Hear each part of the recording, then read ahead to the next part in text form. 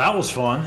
West Virginia winning 37-7 over the BYU Cougars, improving to 6-3.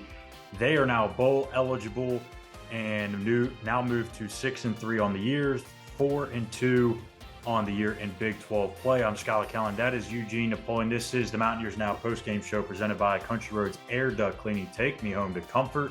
And let's take a look at some of the numbers here before we dive into our analysis of the game. West Virginia, a total of 567 yards of offense in this one. From start to finish, just did just about anything that they wanted to do against this BYU team. 336 of those yards came via the ground game. Thunder and lightning duo in the backfield with Jahiem White and CJ Donaldson.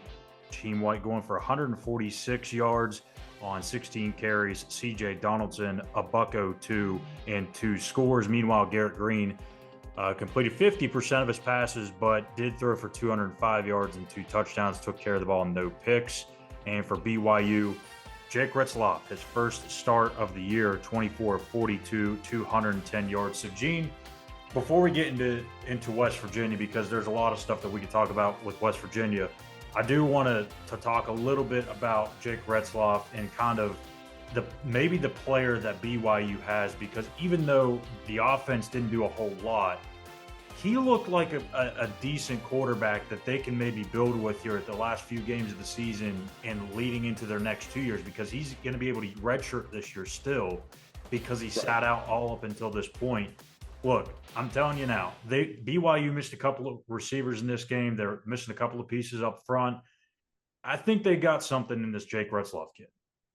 They do. No, he's good. He's only going to get better. When you put more pieces around him, he's going to be fine. You get a running game going that's going to help him take a lot of pressure off of him. He's a good quarterback. Even though we got a chance to see a little bit of a sample size of what he can do, I'm with you, Schuyler. I think he's going to be really, really good down the road. And I'm going to tell you what, BYU, again, I told you before, I really like their program.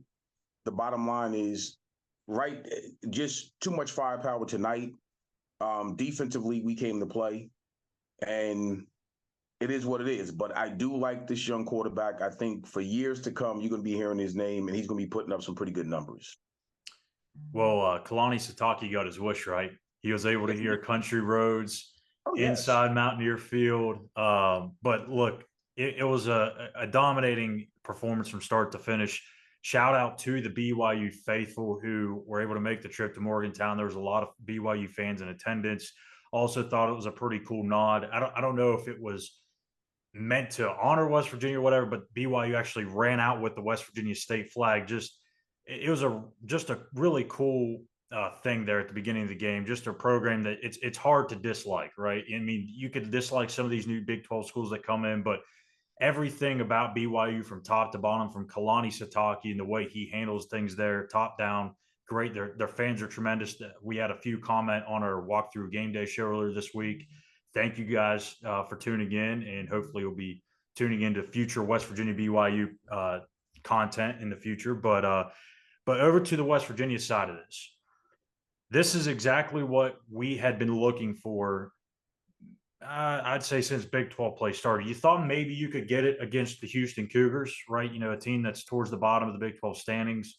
You got into a shootout with that one. We all know how that one ended. But there's been some games where you felt, even last week in Orlando against UCF, it felt like West Virginia was really going to just kind of pull away, and they did to some degree, but not like this. This was a whole different type of result, and one that I think can really build some momentum here in these final 3 games. Absolutely. Well, again, when you put everything together, you put a running game together, which, again, takes a lot of pressure off the passing game. You don't have to rely on that as much. Things like this is possible because you're going to eat up the clock, number one. Yeah. You're constantly getting first downs, and you're getting explosive plays. I think we was averaging 9 point whatever per carry, 9.2, 9.4, somewhere in there per carry. Dude, when you put up those type of numbers, the scoreboard is going to be very favorable, to you. Your defense is loving it because they're getting a chance to get some rest. And you're really showing what happens when you're not so one-dimensional. What I mean by that is you got a bevy of backs that can rotate. there are different styles of backs that we have in our arsenal, and we were able to utilize them all. And again, Green still put up the kind of numbers that he needs to put up to continue to get the offense, to continue to keep the offense moving. So I was very impressed with what I saw tonight. And to be honest with you, Schuyler, this is what I expected out of our offense. Probably, to be honest with you, after the Penn State game, I expected this type of offense for the remaining part of the season. Yeah. So to get it now, I'm good because we have 3 more games to even improve on what we did tonight. Well, I'm glad you brought that up because I was actually exactly where I was going to go with this, because over the last 3 weeks, we've really seen this offense kind of light up a little bit. Actually, the last 4 weeks since the bye week, really. Right. Houston, Oklahoma State, UCF, and tonight. But you got to go back to the beginning of the season. Garrett Greene, again, I can't mention it a million times, and it's a huge part of it. He only played the Penn State game. He played half the Duquesne game. Then he gets hurt early in the Pitt game. It took him a while to gain some of that rhythm. Again, he didn't have his best tonight, but he didn't need to. But when you look at some of the other parts of this offense, I mean, EJ Horton, he's starting to come to life a little bit. And at the beginning of the season, he didn't really know what he was doing. I mean, he was still trying to figure out his role and understand what to do in this offense. And now that Jahiem White has become a part of this offense, it took him, a couple of months to understand how to be, great throughout the week in practice. But now that he's a part of this just opens up a whole other dimension.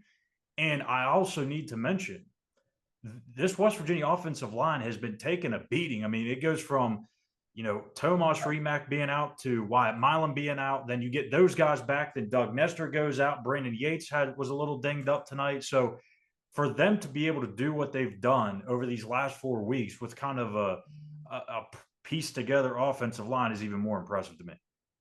Well, again, I'm going to tell you, whenever you can run the football, I'm not just saying it because I'm a former back, but whenever you can run the football, good things tend to happen. And I said this, we talked about this in the pregame earlier part of, during the week. This is what we needed to do to impose our will. And let me clear up something because I want to make sure that I'm very clear with our BYU fans. Listen, I'm a big fan of BYU. So when I said BYU and I was just really joking around. There's no disrespect to that program or their fan base at all. That's a tremendous, school. It's a tremendous program. It's a tremendous fan base. So let me go ahead and clear that up. All right. I want to make sure I'm respectful. But tonight was a great night.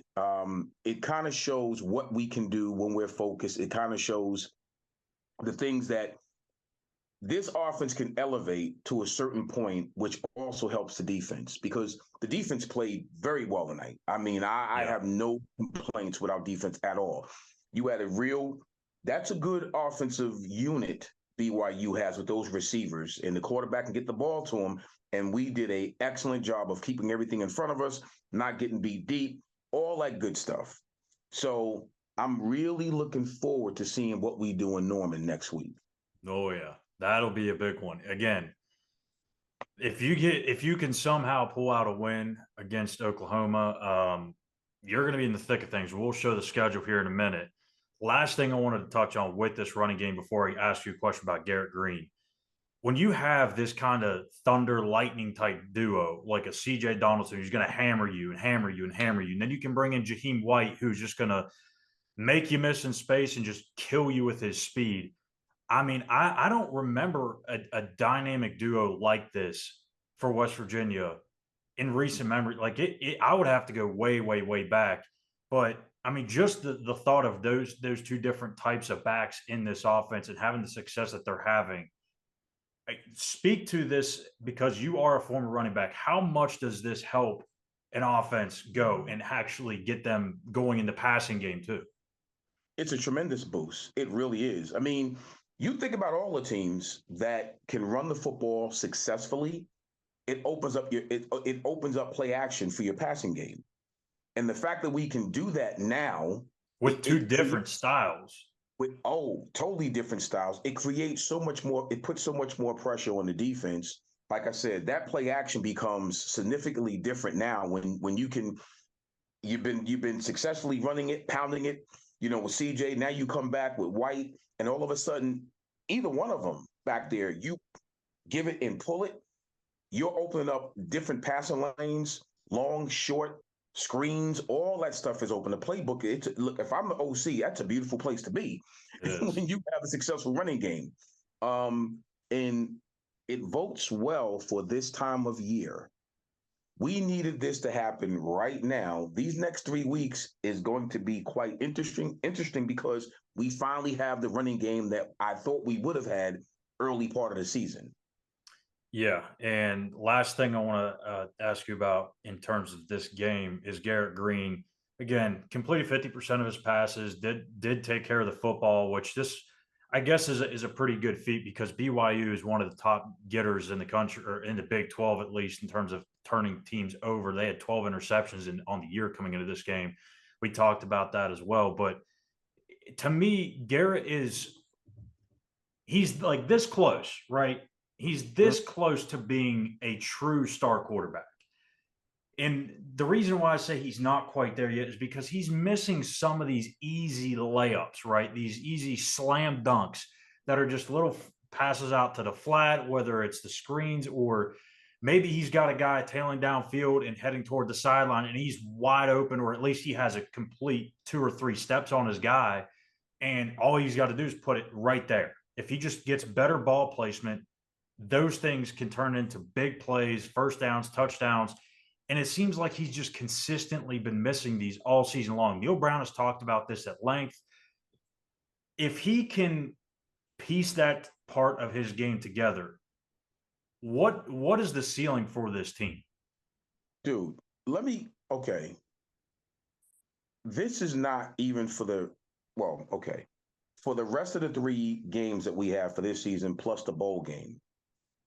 If Greene can somehow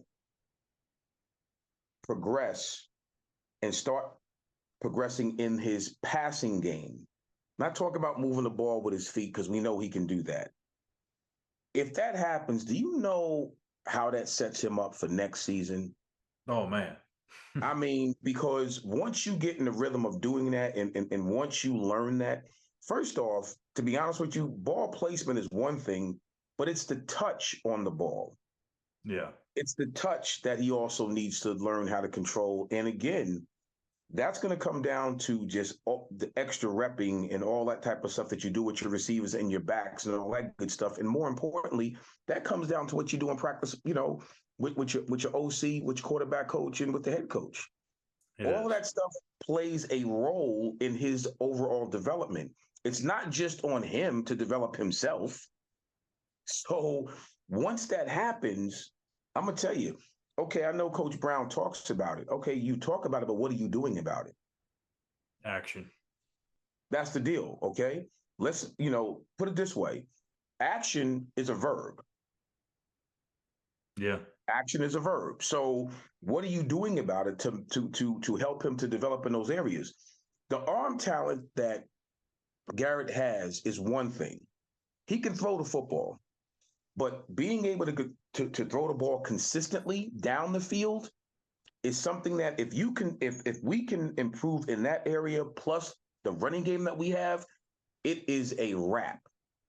I'm telling you, I'm speaking into existence. When Garrett Greene improves in that area with what he already has as a runner, he's already dynamic, moving the chains with his legs. Yeah. And you're right. He's almost there with becoming that true dual threat guy where if a defense says we're going to pack it in and he's going to have to throw the ball 25, 30 plus times to beat us with his arm, we're not going to be afraid of that here in a short window of time. Once he develops that skill, it's going to be a wrap. I'm telling you.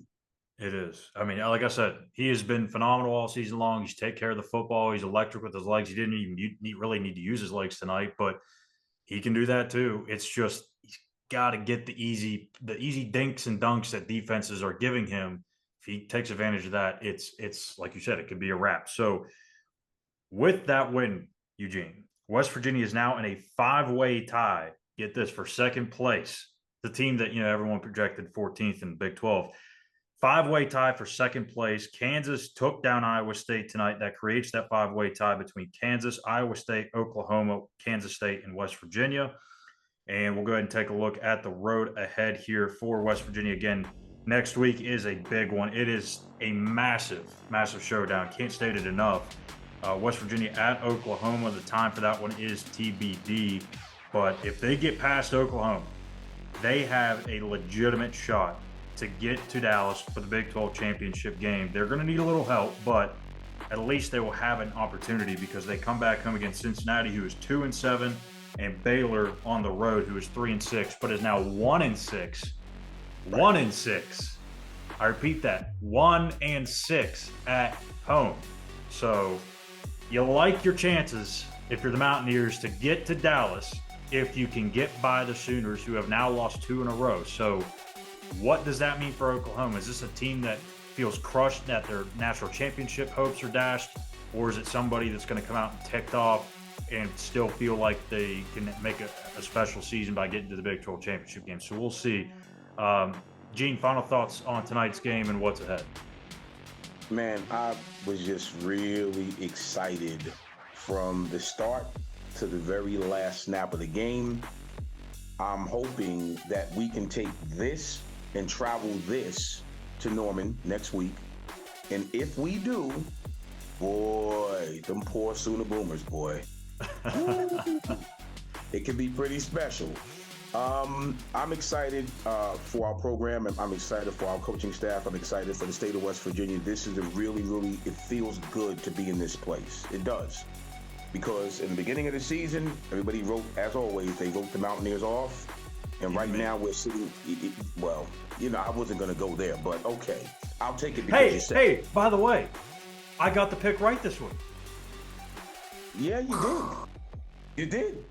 I'm blown. Maybe the curse is broken. It could be. So you got to pick up again next week. I do. So we thank you guys for tuning into Mountaineers Now post-game show, as always, and for tuning into our coverage throughout the entire week.